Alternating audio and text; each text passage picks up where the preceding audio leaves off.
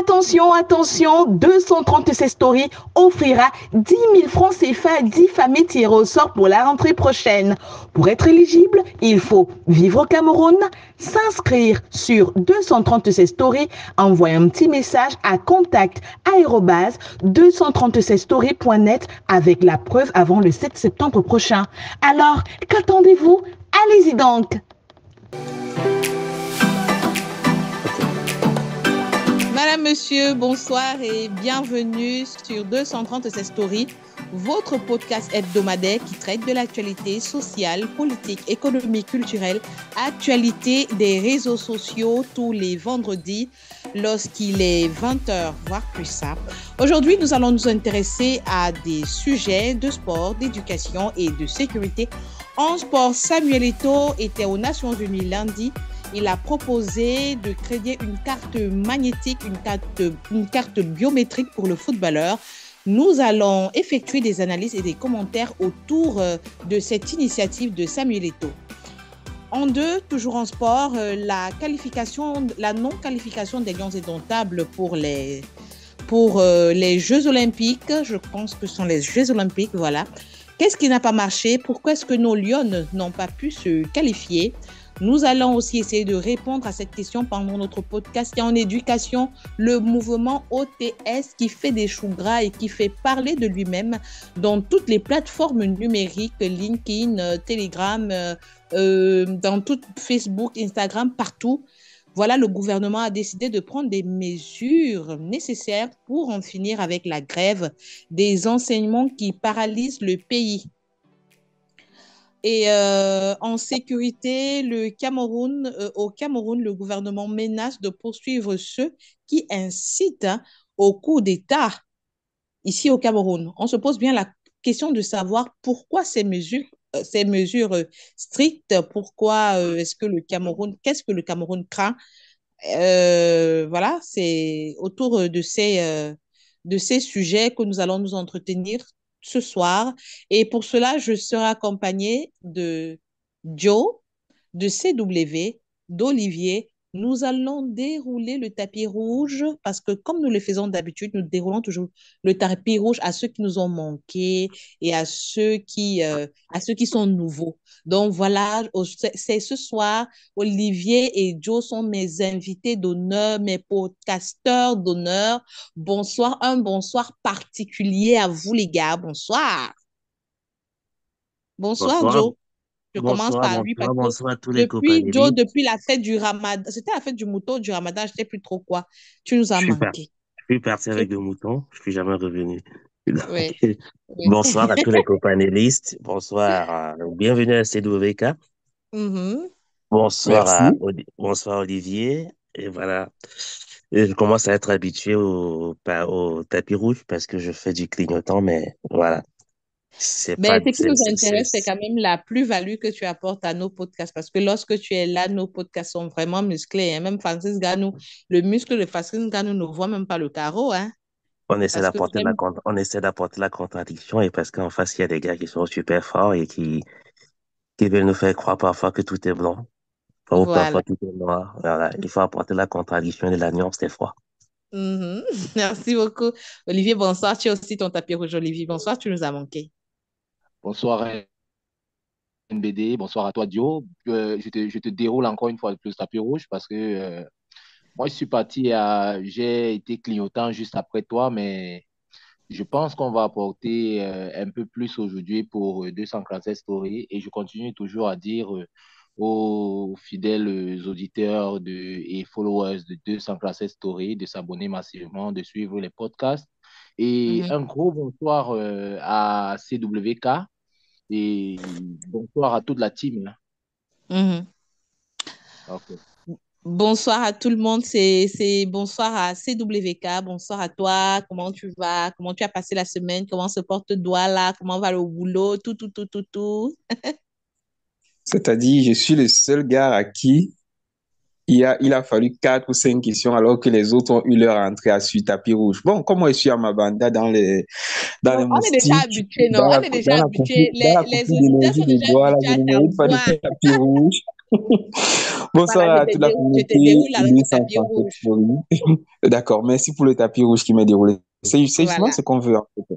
C'est pour ça que parfois Mhm. les ministres ne veulent pas partir, ils veulent bien être sur le tapis rouge éternellement. Sinon, pour ne pas être dans leurs habitudes, bonsoir à toute la communauté du 137 Story, bonsoir à Oui. tous les panélistes, bonsoir spécialement à Joe parce que je crois que c'est la première fois qu'on va croiser le verbe. Et Mhm. dit tout simplement que c'est toujours un plaisir d'être parmi vous, d'être parmi les podcasteurs, d'être parmi ceux-là qui comptent, parce qu'on estime que si on a été invité, c'est qu'on avait Mhm. sa place là. Donc, merci. D'accord. OK. Pour votre gouverne, j'ai rencontré CWK sur un tapis rouge à Yaoundé. Donc, il avait l'honneur de traverser le tapis rouge comme ça, comme un mannequin. Il a été présenté comme finaliste de... C'était encore quoi? De la francophilie des médias. Oui. Grand prix francophilie des Grand prix, médias, voilà, année 2021. En fait, c'est le prix qui primait les meilleurs journalistes culturels en en Afrique. Afrique pour Voilà. 2023 et nous étions finalistes. D'accord. Voilà. J'étais finaliste. Mais ça, ce sont les CWK secrets qu'on ne dit était pas. aussi finaliste. C'était quel, c'était encore, pour toi, j'étais en radio et toi, tu étais où?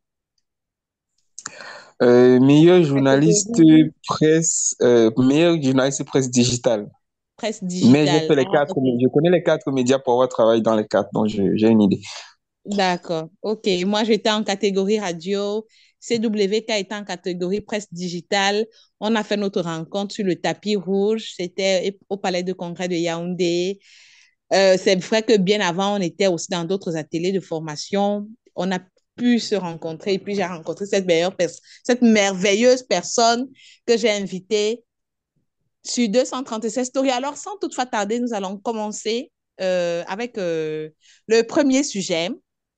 Samuel était aux Nations Unies lundi, qui propose une carte magnétique pour les footballeurs.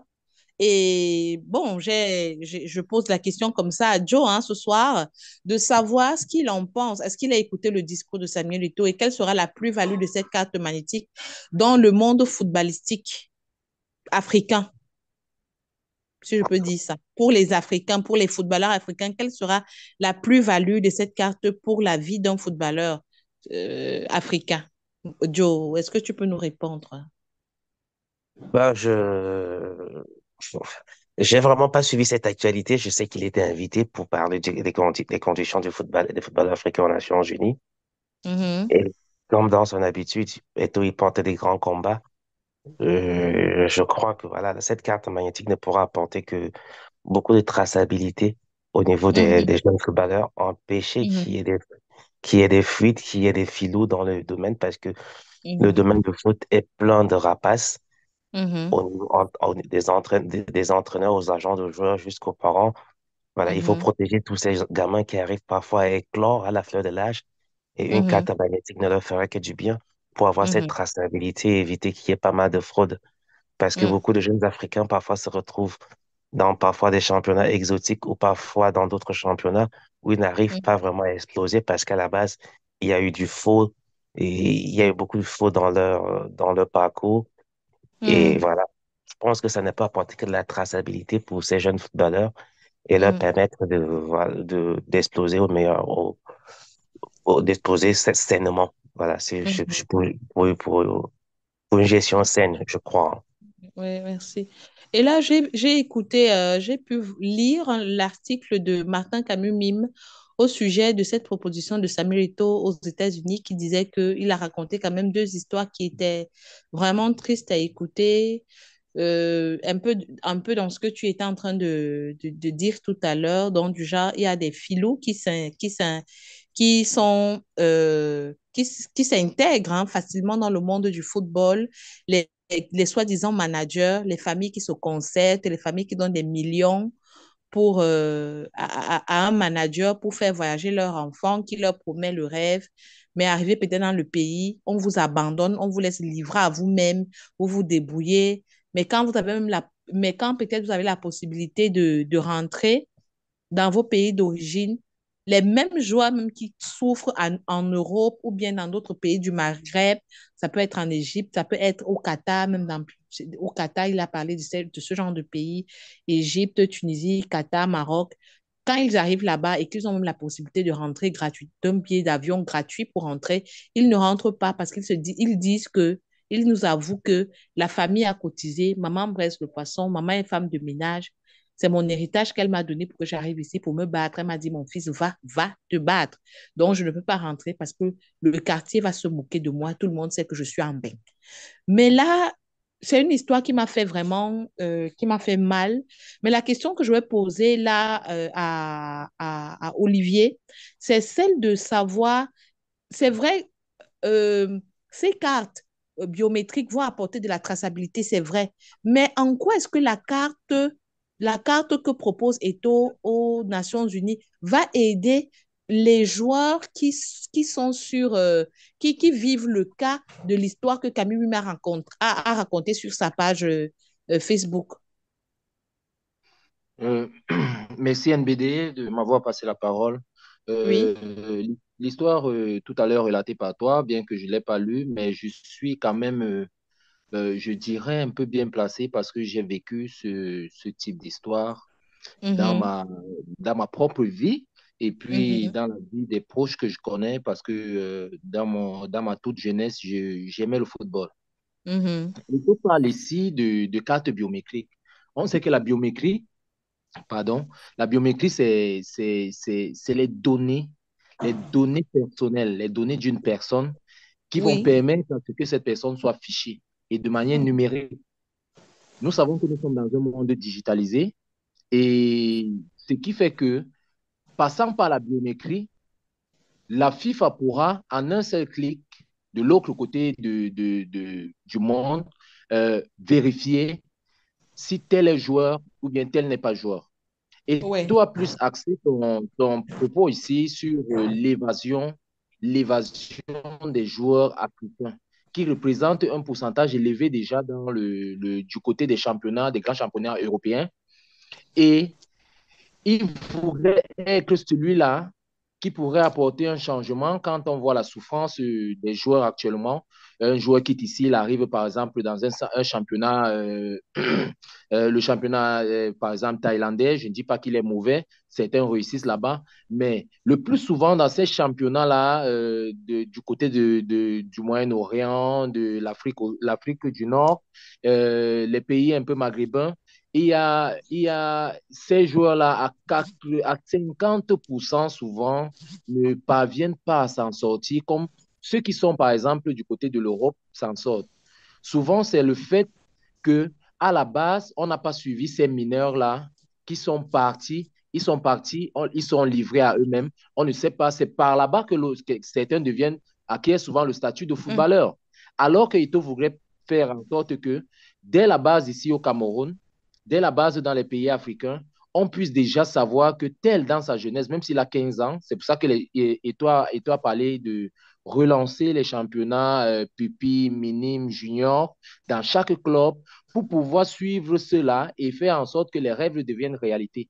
Arrivé donc dans ces championnats-là, il ne sera plus question pour des agents de joueurs qui extorquaient des sommes exorbitantes à des familles, disant je vais positionner ton enfant, je vais positionner ceci. Et quand on arrive de l'autre côté avec le joueur, on le laisse livrer à lui-même. Parfois, le visa est expiré, il n'a même pas encore acquis le statut de footballeur, il rate les tests parce que c'est ça le problème.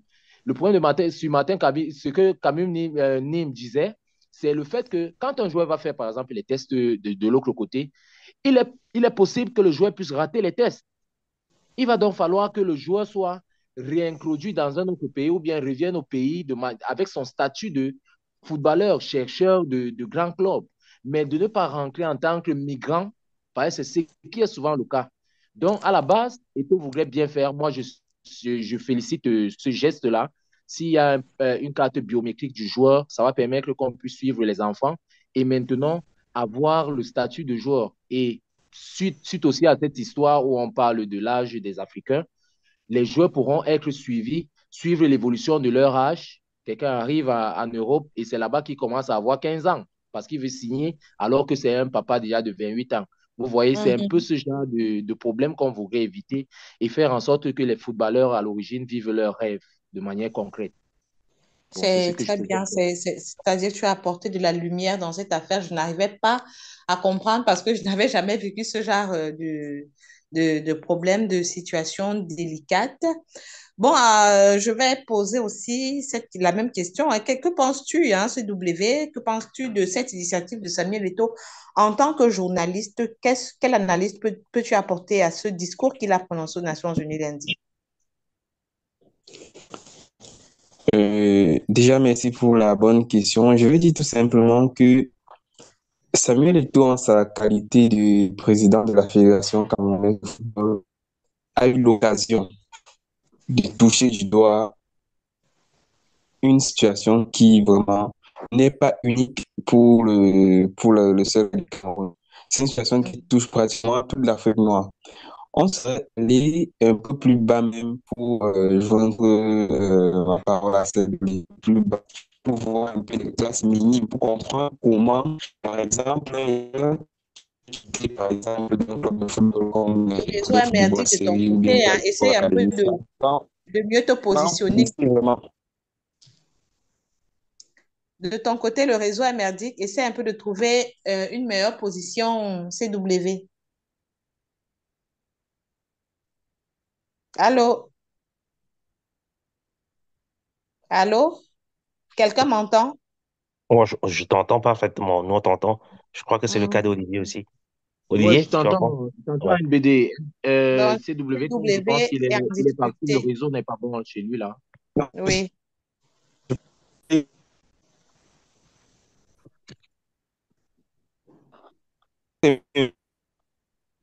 c'est vraiment compliqué de ton côté. Ça s'empire même. Bon, peut-être on La l'aura question, la question, une autre c'était question. sur la C'était la traite. même question. Tu as déjà répondu. Tu as déjà apporté Ben oui, mais ton analyse. j'aimerais soulever un problème quand même parce que Oui, une, ca- vas-y, vas-y, une, vas-y, vas-y. une carte biométrique, c'est vrai, c'est bien de stocker les données des joueurs pour qu'ils puissent être suivis, tracés. Oui. C'est magnifique. Mais il va se poser quand même un problème juridique sur la gestion des données personnelles. Ça veut dire qu'un jeune joueur qui sera au Cameroun, il aura ses données connues un peu de partout dans le monde. Il faudra remonter. Voilà, il faut trouver une parure pour pouvoir échapper à ce blocage juridique-là. Parce qu'aujourd'hui, de plus en plus, on parle de RGPD, la gestion des données personnelles. Aujourd'hui, c'est Mhm, un vrai combat dans le monde. Donc, mhm. les cartes biométriques, c'est vrai, c'est bien, mais il va falloir mettre à côté de ça des accompagnements juridiques pour protéger les données de ces personnes-là. Bien dit, Olivier, Joe. qu'est-ce Oui, que tu bien en dit. penses? Ouais, il a parfaitement raison, Joe. Il a parfaitement raison parce que Oui. les données personnelles, nous savons que c'est avec cela que les entreprises, les plateformes sociales, les entreprises maintenant s'enrichissent en vendant des données personnelles. Il y a un trafic.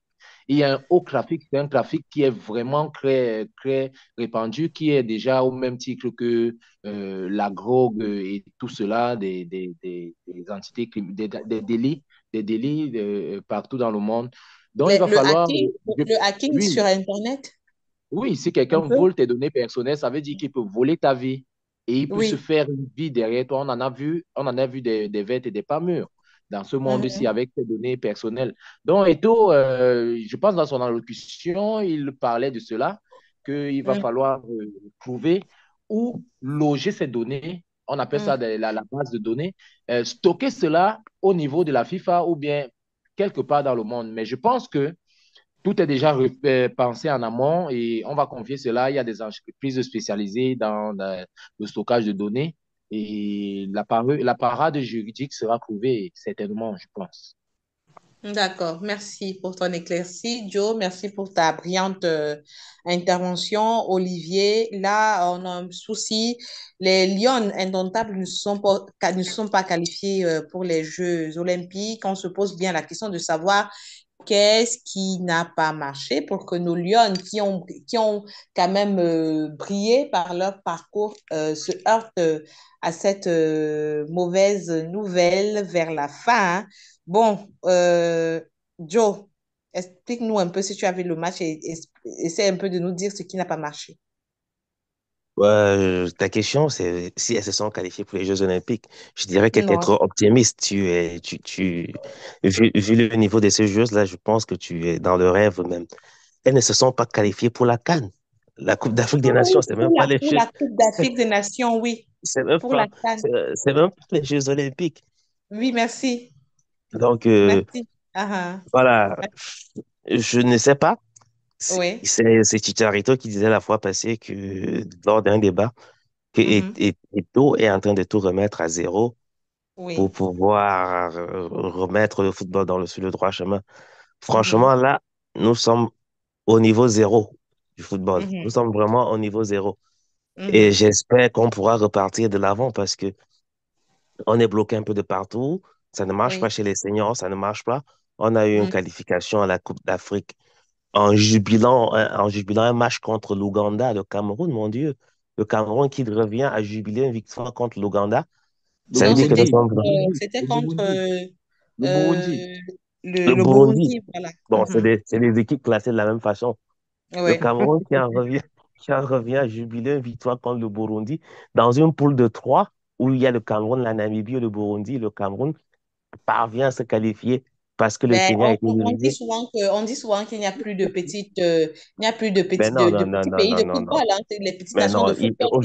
Tous aujourd'hui, les pays essaient quand même de lever la oui, tête. oui, oui. Il n'y a plus de petites équipes de football, mais quand on Oui. voit sur papier, on voit les joueurs camerounais, même quand on voit sur papier les joueuses de l'équipe nationale camerounaise qui jouent dans les championnats européens, et les Kenyans, elles jouent là-bas au fin fond du Kenya, elles viennent battre le Cameroun. Mais Vu quelle est le la match faute alors? vu le Est-ce que match tu qui a peux été fait, souligner oh, si on te donnait, voilà, le coach Bissek, il vient d'être nommé. On ne sait pas oui. comment ça se passe. Il a eu que deux matchs pour pouvoir qualifier les Lions. Il n'a même pas pu. Mais je suis sûr que Eto'o va le garder parce que je ne sais même pas si quand on nomme des coachs au Cameroun, on leur donne des missions, on le dit clairement qu'on attend ça de vous. Parce que c'est vraiment, je ne sais pas. Eto'o, il a été un très bon footballeur, je continue de le dire. C'est quelqu'un d'assez bon. C'est quelqu'un qui a qui a de la conviction. Mais quand Mhm. il a de la conviction, des fois, il s'entête à partir sur ses convictions, peut-être accompagné des mauvaises personnes. Et c'est pour ça qu'on tombe sur des résultats comme ça. C'est pas un hasard que partout on ait des problèmes à se qualifier. C'est pas un hasard. Ça veut dire qu'il y a un véritable problème quelque part et qu'il faut aller solutionner le problème. Donc voilà. Bon, le truc, c'est que si on te donnait, je voulais te poser une question, si on te donnait, bon, on te donnait Eto'o fils, J'ai pas l'Africa la, Foot. j'ai pas la Attends, compétence. bon, attends. Si on te donnait Eto'o Mhm. fils, on te donnait un papier, peut-être un format. Imagine que tu es sur une table de composition, un examen. Tu es en classe terminale, on te donne un examen et que sur le format A4, il y avait Eto'o, il y avait euh, Eto'o, il y avait la FECA Foot, il y avait l'équipe des Lions Indomptables, il y avait toutes les équipes locales du Cameroun, y compris comment on appelle ça, le championnat camerounais. Il y avait aussi l'équipe féminine. Est-ce que toi, quelles seraient les fautes donc c'était comme une dictée qu'on mettait là? Quelles sont les fautes que tu peux répertorier dans chaque cas? Donc, c'est-à-dire Eto'o fils lui-même, à la tête de la FECA euh, l'équipe de football, l'équipe nationale de football féminine, des hommes, l'équipe masculine, quelles sont les erreurs? Les équipes locales aussi qui tournent autour du championnat du Cameroun. Qu'est-ce que tu reproches exactement à Eto'o-Fils, ligne par ligne? Essaie un peu de faire comme dirait. Aujourd'hui, je suis l'employeur de Etofis Oui. parce que je suis le peuple camerounais qui lui a confié la FECA Foot. Mhm, Et je me rends compte que le football ne marche pas bien. C'est qui le mhm. premier responsable? Ça, Samuel Eto'o. Voilà. Il ne faut pas sortir de Polytechnique pour comprendre cela. Maintenant, Oui. il faut entrer dans les détails pour comprendre. Il y a eu la nomination du coach qui a été faite à la dernière minute. Il y a eu Mhm, des jeux qui ont été convoqués qui sont peut-être pas au niveau. Il y a le cas de Johnson qui n'a pas été convoqué, qui était l'une de nos meilleurs défenseurs. Il y a les gardiens de but, la gardienne de but qui a été littéralement nulle. Pourtant, on a laissé les meilleurs gardiens à côté. Maintenant, il va falloir, qu'est-ce qui se passe dans la gestion interne? Pourquoi il y a eu ce couac-là? Et chacun répondra de ses responsabilités et il mhm. répondra de ses actes. Maintenant, je peux donner comme ça la volée des indications, mais voilà, mot par mot, et je transcris que petit temps est fils, il a fait ceci, il a fait cela. Mais non, Mhm. il est le premier responsable et maintenant il va se retourner vers ses coachs pour leur dire qu'est-ce qui n'a pas marché. Et ils vont répondre à la question sur la convocation des joueurs. Peut-être à côté, il y a la question des primes, je ne sais pas. Peut-être à côté, Mhm. il y a d'autres éléments que l'on n'a pas aujourd'hui, mais toujours est-il qu'il y a un constat d'échec qui est là. Mhm. Il y a un constat d'échec qui est là et qui est lamentable en Voilà, même temps. voilà. Alors, Olivier, pourquoi les Lions n'ont pas pu aller à la CAN? C'est quand même Ah, une il ne faut pas. première hein, depuis plusieurs années. C'est une première. Qu'est-ce qui n'a pas marché hein, à l'ère du Oui, tout? et il ne faudrait pas passer par quatre chemins, dire que ça a été un très gros flop. Cette histoire de match aller-retour contre le Kenya qui devrait nous amener à la qualification pour la CAN prochaine des Lions Mhm. des femmes. Mais là, je pense que, comme tu l'as dit, l'équipe est vieillissante déjà d'abord. Et le coach n'a pas pris ça en considération parce que le football chez les femmes, sans être péjoratif, est un peu plus délicat parce que la femme a sa manière de prendre les choses, à son vieillissement. C'est pas comme chez les hommes où un homme peut rester comme Cristiano Ronaldo pendant près de 30 ans au football sans baisser de régime ou bien quoi que ce soit. Les femmes n'ont pas cette opportunité parce qu'elles ont des Le problèmes liés à réseau. leur, leur genre. Leur genre. Alors, il faudrait constamment remobiliser, recruter à la base pour pouvoir faire créer des équipes compétitives. Mais là, réellement, j'ai vu le match aller contre le Kenya, c'était pas une compétition. On a marqué ce but juste comme ça. Et puis, il n'y avait pas de préparation. Les joueurs, comme Charlotte le disait, les joueurs ont été appelés à la va-vite comme ça par un coach qui a été nommé aussi à la va-vite. Et puis, le résultat n'est pas là. Il n'y a pas eu de préparation. Et s'il n'y a pas de préparation, les autres équipes se préparent. Elles se Mm. préparent même si elles ne sont pas des équipes dont on peut dire qu'elles sont des équipes farouches, mais elles ont le mental. Elles se sont préparées, elles ont joué longuement ensemble. Elles Mm. ont appliqué les consignes de coach. Et le coach aussi, il prend son travail avec rigueur. Mais nous voyons là que les coachs arrivent ici. Et puis, quand c'est un flop, on t'a donné une mission de qualifier les Lions à la CAN. Quand c'est un flop, même si c'est 2 matchs, que tu prennes ta démission, que toi-même tu dises que tu démissionnes, ne dis pas on te Exactement, laisse en pause. la culture de l'échec. C'est pour ça que je me pose la question, est-ce qu'on donne des missions à ces gens-là? Est-ce qu'on leur Effectivement, donne des objectifs? effectivement. On te dit, tu dois qualifier l'équipe pour la CAN. Voilà l'objectif à court terme. Tu ne réussis pas, mais on te garde. Mais On te- on- dans quel je monde on pense est?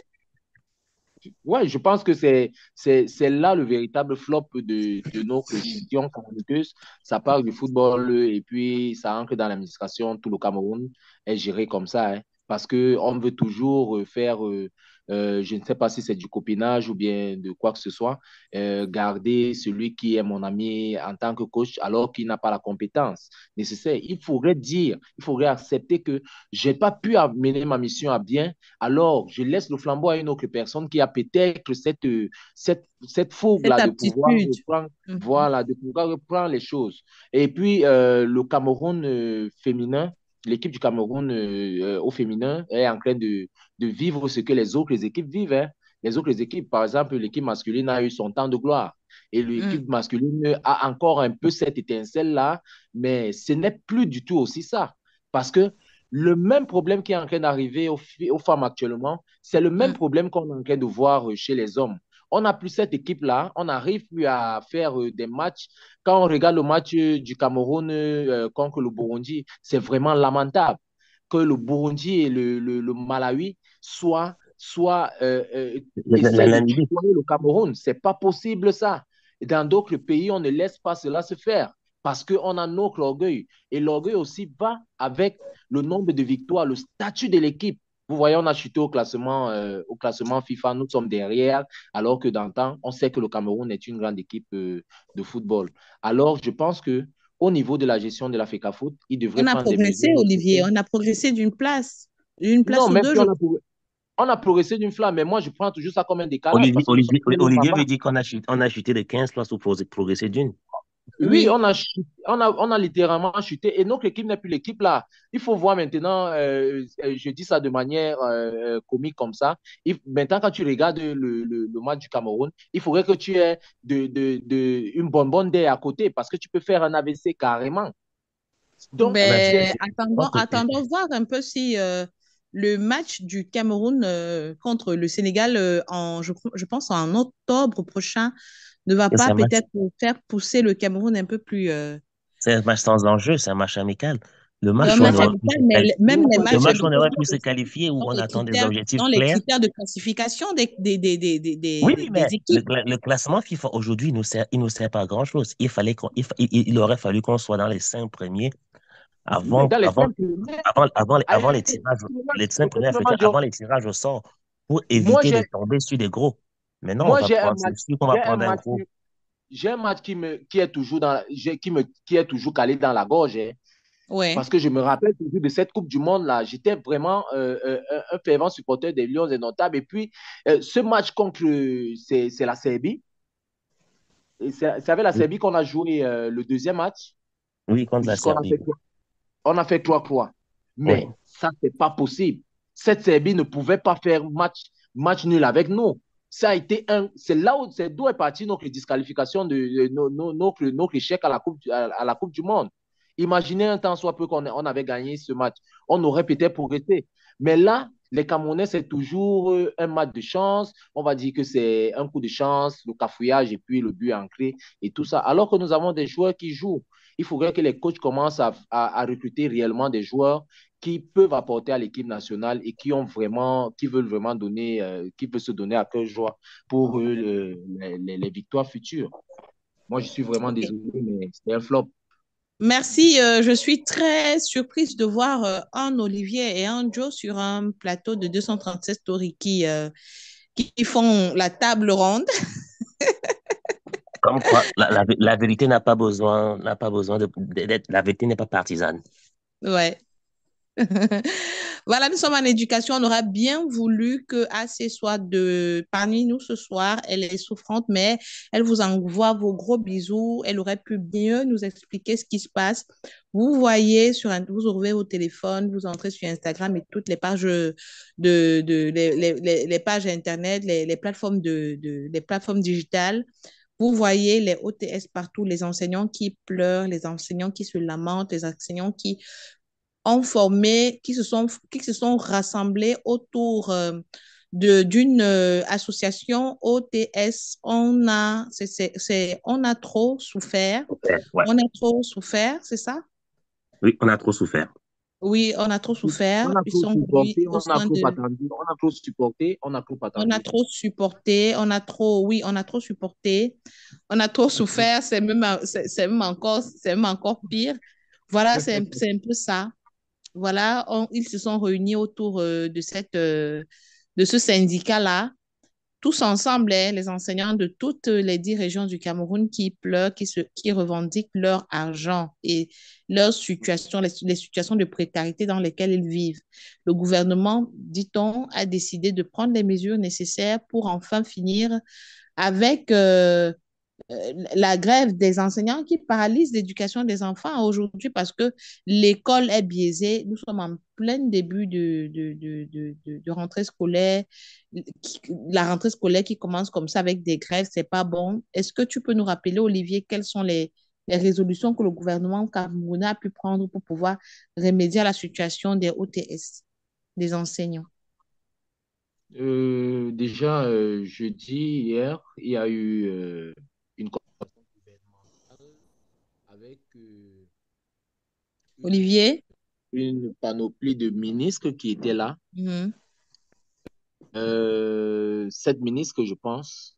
mhm, Ben, les choses n'ont pas encore tellement fuité, hein, mais je pense que si je m'en tiens à ce que j'ai pu lire ça et là, il y a des petites résolutions qui vont être prises sur le mhm. statut de l'enseignant et surtout par rapport à leurs revendications salariales.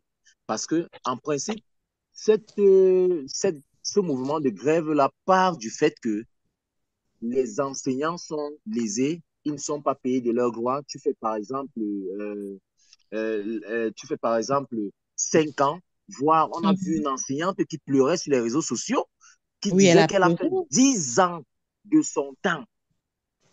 Comment elle a fait?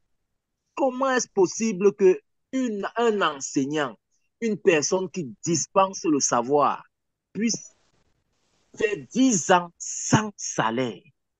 Est-ce que c'est possible ça? Et elle pleure sans même venir nous dire que ouais, on a séché les larmes. Ça veut dire que ses pleurs et ses lamentations sont entrées dans les oreilles sourdes. C'est donc ça que les enseignants sont en train de déplorer. C'est parti de là. Et maintenant, nous voyons, il y a une chose qu'on a remarqué. Nous qui avons fait l'école dans les années antérieures, nous avons Mhm. bénéficié d'un meilleur enseignement. Moi, je vois ça parce que la Beaucoup, génération beaucoup. actuelle, À l'époque, lorsque on vous voyez respectait un les enfant, enseignants, hein, oui, les statuts. lorsque vous voyez actuellement un enfant qui a peut-être 16 ans, qui a peut-être ceci, il a le bac, ou bien il fait déjà master, machin, truc.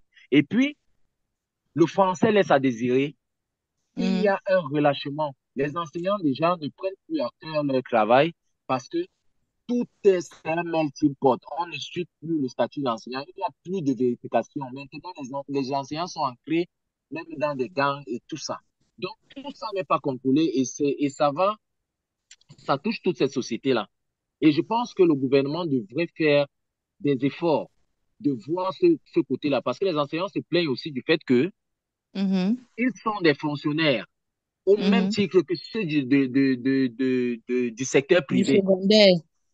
Oui, mais on les délaisse et on applique les bonnes résolutions pour ceux du secteur privé, comme les travailleurs des autres sociétés.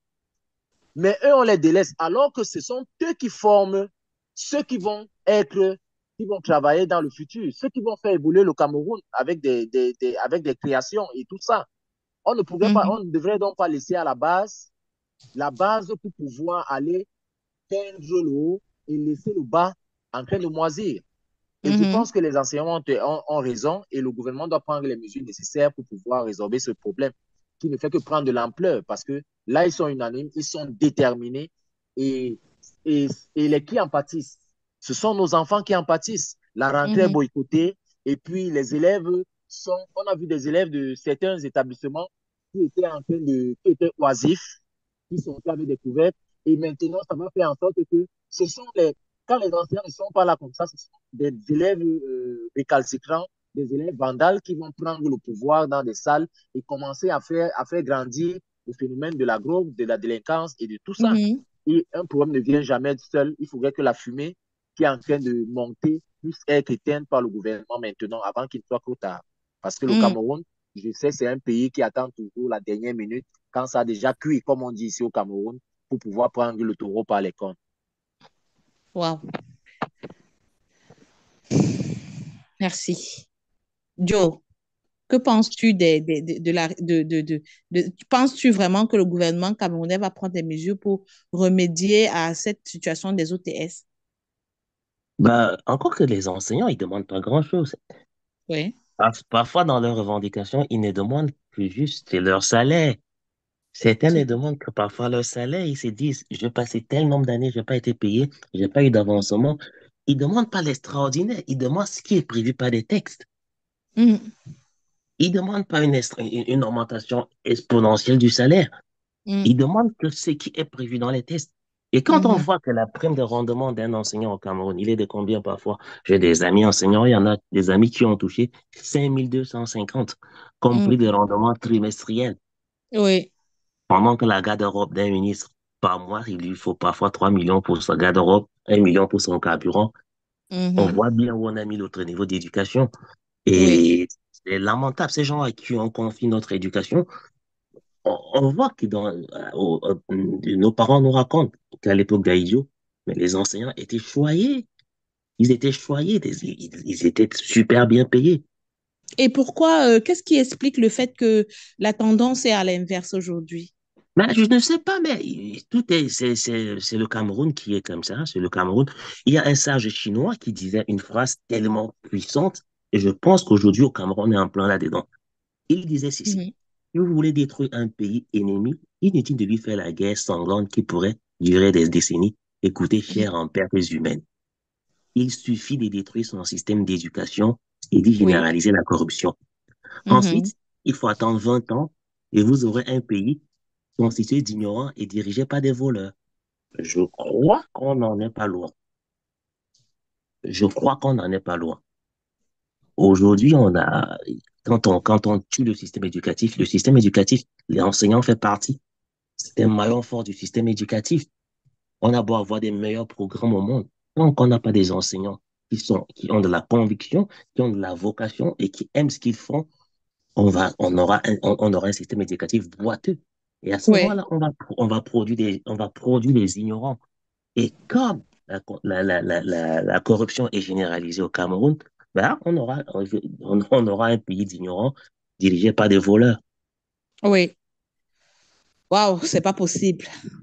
La situation devient de plus en plus compliquée pour nous parce que moi, je me dis que la fondation, quand même, pour un pays qui rêve d'un avenir meilleur, pour un pays qui rêve d'une, des citoyens, je sais pas comment je peux expliquer ça, pour un pays qui veut vraiment se développer, il faudrait qu'on mette un accent Non, grave sur l'éducation et l'instruction sont la l'éducation. clé d'une éducation. Oui, c'est la clé. L'éducation et l'instruction sont la clé de l'ascension C'est la sociale. clé.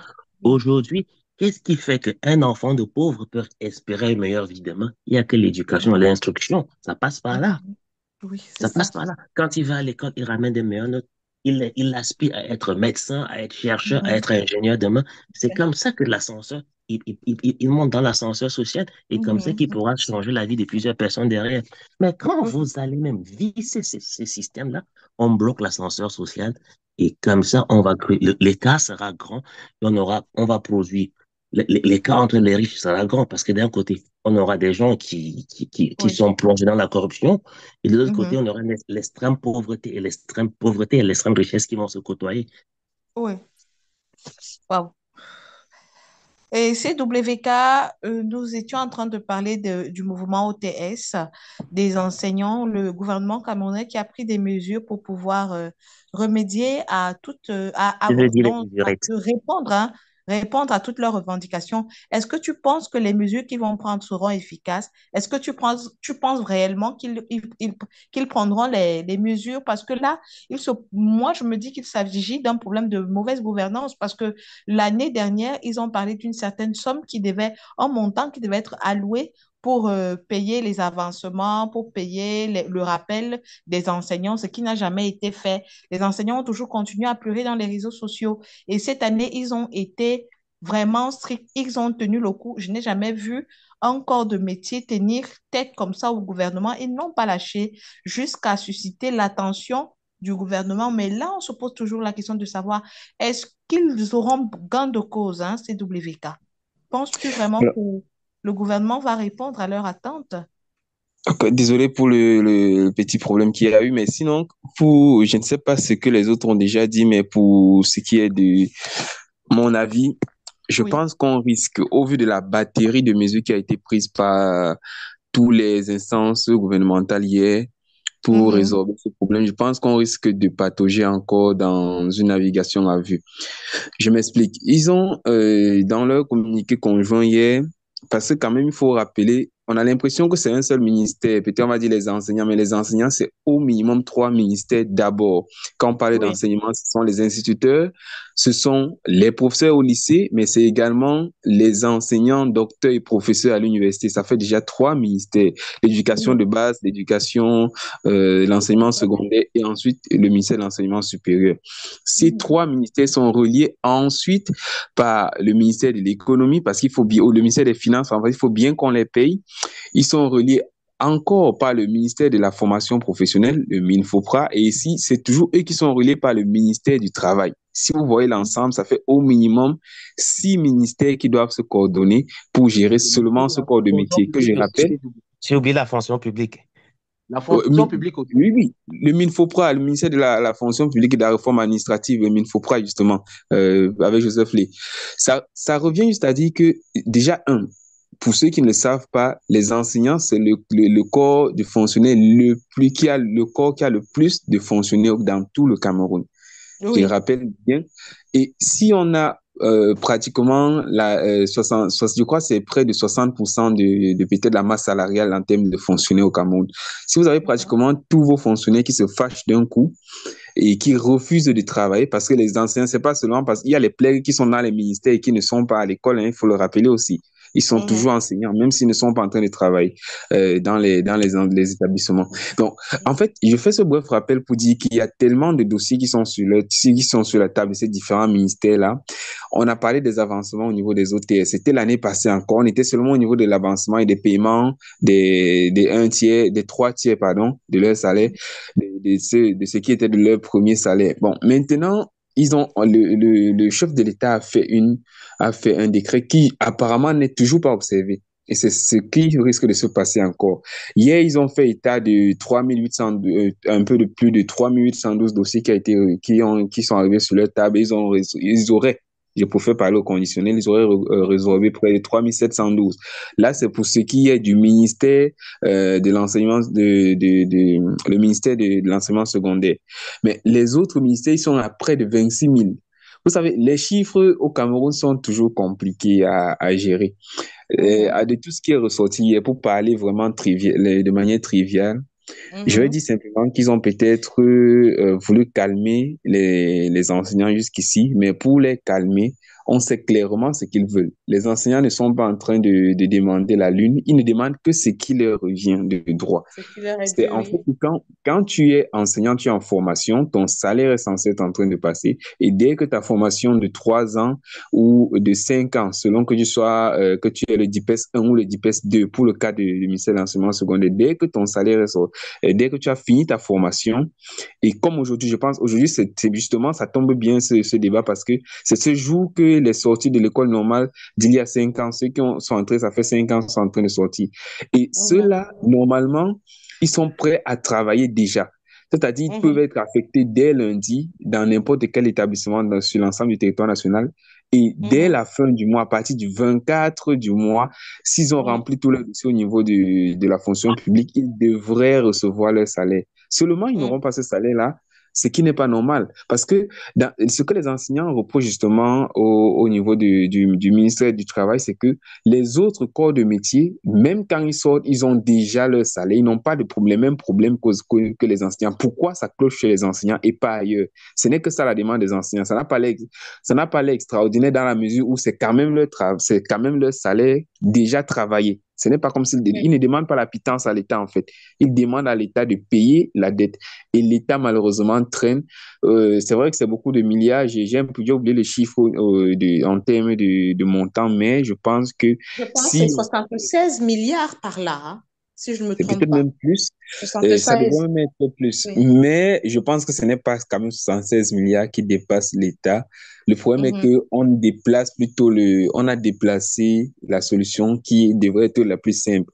C'est que chaque ministère a un budget, mais qu'est-ce qu'on fait du budget qui était alloué à ces enseignants-là? Quand on prend par année, on dit qu'on prend 10 élèves maîtres ou bien 10 élèves professeurs à l'école normale de Yaoundé 1 dans telle filière.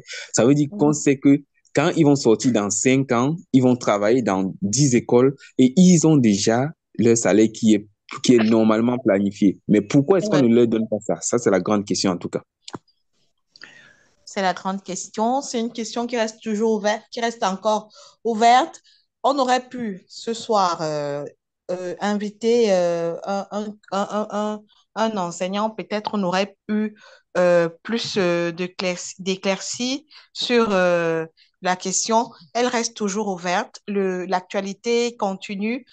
On se dit que peut-être vendredi prochain, parce que l'actualité, c'est souvent en continu, hein. même si on a abordé le sujet des OTS ce vendredi, la semaine prochaine, peut-être, il y aura une nouvelle qui va encore nous obliger à en reparler.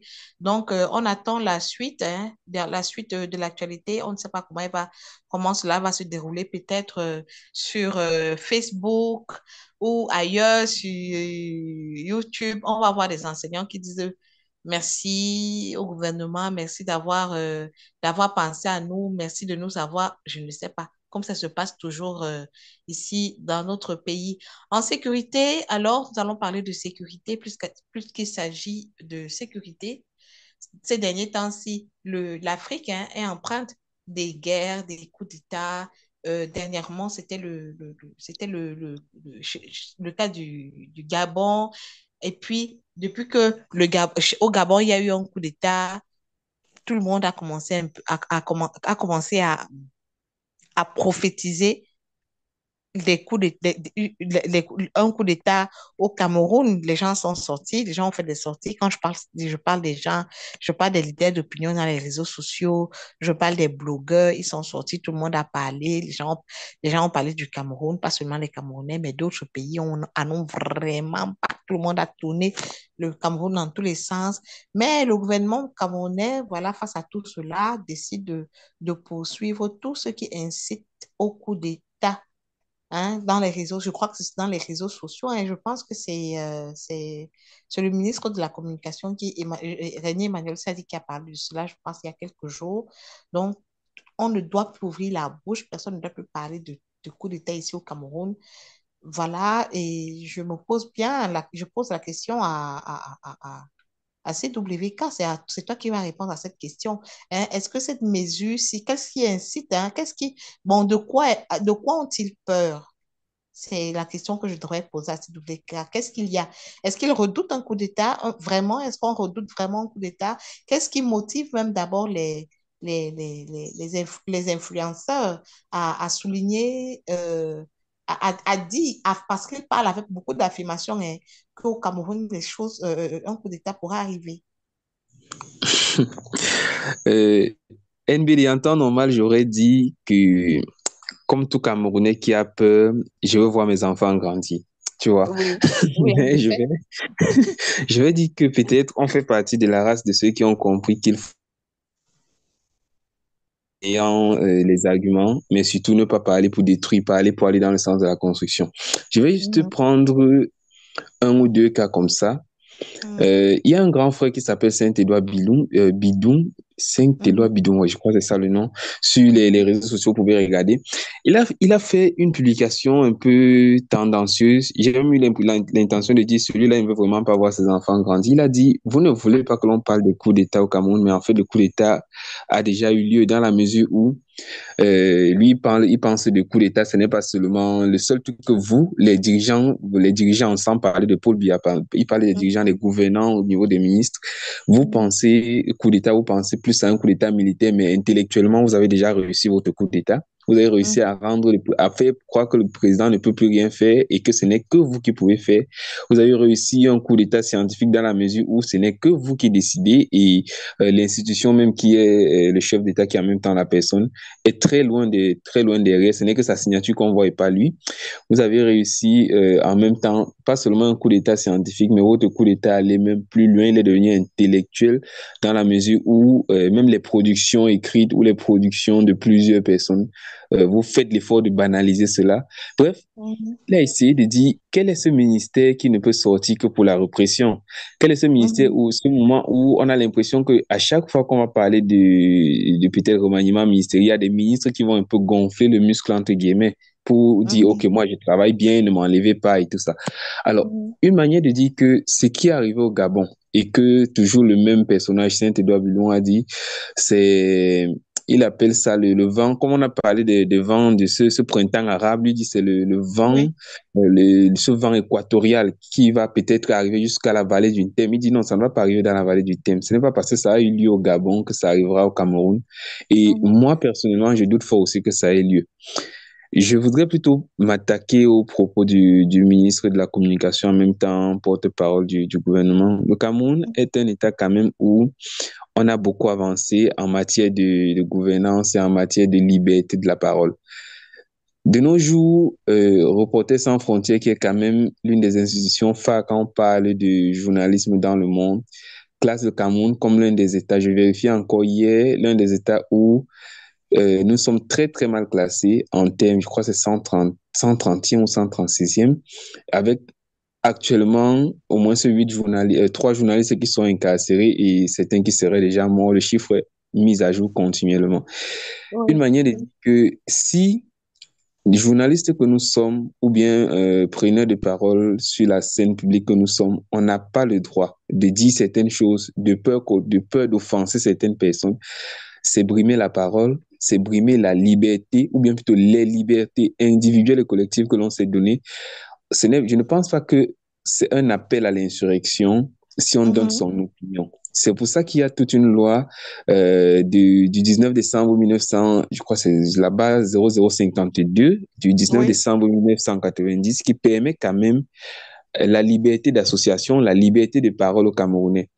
Je Oui. vais sortir en disant que tout récemment, il y a Grégoire Ouna qui était sur un plateau avec une jeune fille à l'occasion de la fête de la nationale de la jeunesse. Oui. Et la jeune fille était une lycéenne. Elle a eu le courage de lui dire, mais vous les ministres, vous ne nous laissez pas nous exprimer. Et on a l'impression que chaque fois qu'on veut parler, vous ne voulez pas que les jeunes prennent votre place.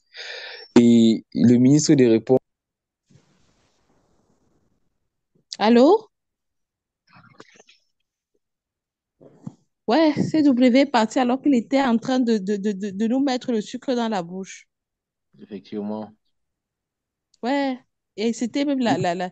Bon, Olivier, J'étais toujours là. qu'est-ce que tu penses de cette mesure de répression-là, Olivier? Bon, moi, pour ma part, je vais dire que au Cameroun, on nous a habitués à parler des choses du bar, de l'alcool, de la déviance, toute autre chose, hein. Vous pouvez parler de toute autre chose. Mais lorsque ça touche déjà le pouvoir, c'est la répression. Oui. Par rapport à cette sortie gouvernementale, je pense qu'elle est d'autant bien placée selon l'angle par lequel on perçoit comment il peut dire, selon l'angle par lequel on perçoit le message. Mhm. Vous savez, les réseaux sociaux sont devenus un Mhm. dépotoir de ceux-là qui ne peuvent, qui sont là pour faire des mobilisations, inciter à la rébellion, inciter au vandalisme, faire des publications qui n'ont ni queue ni tête, juste pour espérer un soulèvement et créer le chaos au Cameroun. Je pense que ces gens-là, c'est à eux que le message est adressé. Mais pour ceux qui peuvent donner leur opinion, comme disait CWK tout à l'heure, pour ceux qui peuvent donner Mhm. leur opinion, le Cameroun a quand même cette liberté-là de Mhm. pouvoir laisser les gens pouvoir dire ce qu'ils pensent de la Mhm. gouvernance, sans toutefois que les propos ne soient une incitation à la rébellion, incitation à Mhm. l'insurrection ou bien quoi que ce soit. Parce que il n'est jamais bon pour un pays de recommencer avec des choses comme les coups d'État, les guerres et tout ça. Il faudrait éviter, il faudrait Mhm. passer à autre chose et pouvoir faire les choses, les changements, opérer les grands changements de façon démocratique et de la plus belle des manières. Un coup d'État n'est jamais simple, hein, parce que Mhm. il va falloir faire des sacrifices. Parfois, il y a des guerres qui en suivent et les deux camps rivaux vont mener la guerre. Nous avons vu par exemple au Soudan. Le Soudan est Mhm. décuit actuellement à cause de cette guerre entre deux factions rivales et au grand mépris de la population qui est en train de souffrir. Eux, ils sont là-bas, ils ont mis les enfants à l'étranger, ils ont fait ceci. Mais je pense que les Camerounais sont libres de dire ce qu'ils pensent. Le président a toujours laissé tout le monde dit ce qu'il pense. Il est l'homme le plus insulté du pays. Il est ceci, il n'a jamais Ouais. dit mot parce qu'il banalise Exactement. tout cela. Et je pense qu'on devrait plutôt être des gardiens, veiller à ce que notre pays ne prenne pas feu et tout en disant, en implorant, en disant des choses de manière claire et concise à nos dirigeants de prendre les bonnes décisions pour le bonheur des populations. Moi, je pense pas que faire l'apologie d'un coup d'État, ça doit être répréhensible parce que là, c'est l'appel à l'insurrection. Je suis totalement d'accord avec le gouvernement, mais je ne pense pas que ce gouvernement dit qu'il va réprimer ceux qui donnent leur avis de manière Non, il dit ouverte ceux qui vont faire pour... même allusion, on ne demande même pas de faire la vie. C'est-à-dire, si tu penses même seulement que le Cameroun ressemble au Gabon les temps-ci, on te prend. On ne veut même pas que tu réfléchisses en fait. Si tu penses un Mais oui, instant, pensez déjà, c'est c'est faire diffuser allusion, déjà... c'est-à-dire ne même pas dire. Non, pensez déjà que le Cameroun ressemble au Gabon, c'est allumer le feu à la peau. Parce que là, Oui. vous êtes déjà en train de faire en Est-ce que sorte c'est que le est-ce que c'est interdit de penser? Si je dis que Est-ce j'ai que c'est faim interdit et de... que j'ai faim parce que le pays est mal gouverné, c'est pas ça ne devrait pas être un problème. Est-ce que c'est Non, faux? Si je dis que les routes non. sont cassées, est-ce que je mens? Mais Est-ce qu'il y a des dites que, similitudes entre le dites que, Cameroun et le Gabon mais dites que, entre le Cameroun et le Gabon d'avant le coup d'État? Joe, s'il te plaît, dis que les routes, Non, je pose juste une question. Est-ce qu'il y a des similitudes entre le Cameroun et le Gabon d'avant le coup d'État? non, je ne pense pas. Je pense pas Pourquoi que tous les les réalités sont les observateurs mêmes. s'avisent à croire que, voilà, ça pourrait arriver au Cameroun, ça pourrait arriver au Congo, ça pourrait arriver en Guinée équatoriale? Pourquoi tous les Moi, je pense spécialistes que c'est une s'avisent mesure à de croire ça? dissuasion un peu trop forte. Ouais, Pardon? moi, Ils veulent je, faire le gouvernement se joue, c'est une mesure de dissuasion Ah en oui, fait. oui, c'est parce que le gouvernement a aussi convaincu que voilà, Mais je cet esprit pense que peut germer dans la tête de la beaucoup de loi gens. sur la Là, communication sociale interdit dans les médias de faire ça. d'inciter les citoyens non, inciter, c'est une chose, mais constater en est une autre. Il est dit que voilà, Exactement. il pourrait nous arriver Lorsqu'on ça. constate et Si on tu dis, dit, on non, si forme tu dis, déjà l'opinion si tu publique dis, et on amène déjà des non, gens à non, non, penser comme soi. NBD, si tu dis, attention, il pourrait nous arriver ce Oui. qui est arrivé au Gabon, on t'arrête. C'est Alors que, normal. Non, mais là, alors que, c'est tout à fait normal, Joe, que tu dises ce qui pourrait nous arriver, ce qui est arrivé au Gabon. Pourquoi tu le dis? Pourquoi tu le dis? Pourquoi tu voudrais est-ce que c'est venir une faire un incitation? Est-ce que rapprochement c'est une entre incitation? le Est-ce Cameroun que et le dit c'est et une le Gabon? incitation au coup d'État? Non, vous savez, il faudrait tuer le fœtus dans le fait avant qu'il avant qu'il ne puisse éclore. Parce qu'on connaît C'est un sujet assez délicat et il est 21h23. Il est 21h23. Non, je Donc, pose juste une question. On appelle ça avant trivialement le que, siffia. avant que Ça, c'est le le, siffia. avant que Ben oui, le, avant que NBD, j'ai pas avant que donné la mon point de question, vue. oui, oui, oui, oui, oui. Oui, j'en arrivais là, À j'en moins que arrivais tu là. ne veuilles me s'il y a déjà, hein. Voilà. Voilà. Elle est membre du gouvernement. Alors, Joe, tu vas me donner ton avis sur cette note du ministre du MINCOM, hein. Non, je dis c'est une note qui peut produire l'effet inverse. Déjà interdit de penser aux gens. Les gens, ça va produire dans la tête des gens des réflexions. Pourquoi on nous Oui. interdit de penser ça? Pourquoi on nous interdit de dire ceci? Ça veut dire que ça va produire. Au Gabon, c'est pas la population qui a pensé au coup d'État, hein. Il y a personne qui a incité les militaires. Les militaires sont partis de leur propre chef faire des choses. Mhm, Partout il arrive des coups d'État, c'est parfois pas la population qui incite. Je crois que le gouvernement peut-être trouve la mauvaise cible et peut-être, voilà. Et pour revenir à ce que disait CWK tout à l'heure, Saint-Éloi Bidon, c'est pas n'importe qui quand même. C'est le dernier challenger de Paul Biya aux élections au sein du RDPC. Donc, c'est quelqu'un qui a une connaissance, qui connaît au moins la maison. mhm. Et, et voilà, il faut prendre ce qu'il dit au sérieux. Et ce qu'il dit, j'y adhère complètement. Oui. Sa réflexion n'est pas si mal que ça. C'est ça, ses analyses voilà, sont sensées. Bah, Mhm. voilà. Il faudrait que le gouvernement, il ne sorte pas que pour réprimer, que de temps en temps, il soit aussi dans la proaction et non dans la réaction tout le temps. D'accord. Merci, Joe. Merci, Joe. On n'aura pas quand même fait le tour de la table sans arriver à ton niveau, hein. Voilà, Avec tous les derniers sujets. nous sommes arrivés à la fin de ce podcast. Il est question pour nous de souligner que aujourd'hui, c'est le dernier jour où nous allons recevoir, jusqu'à minuit, nous allons recevoir les personnes qui auront qui se seront déjà inscrits sur 237 Stories en envoyant les preuves de leur inscription. Et voilà, si vous êtes nombreux, les administrateurs des dites pages vont procéder au tirage au sort. Ou si vous n'êtes pas nombreux, je ne sais pas comment ils vont procéder, hein, mais vous aurez quand même des gros paquets, hein, c'est pas rien. Voilà, nous sommes arrivés à la fin et je pense que sur la page, le site de 237 Story, c'est 237story.net plus, non, c'est 237story.net, voilà, la page Internet où on publie les articles, les différentes personnes qui auront gagné leur lot pour la rentrée scolaire, leur nom sera affiché, ou bien peut-être on leur aura notifié inbox via leur adresse Gmail, leur adresse mail, voilà, qu'ils ont gagné et tout, et au prochain podcast, c'est sûr, on va féliciter les gagnants. Voilà, nous avons été très, très, très, très, très, très heureux d'être parmi vous ce soir. Nous étions Joe, Olivier, non pas Joe, Olivier, CWK.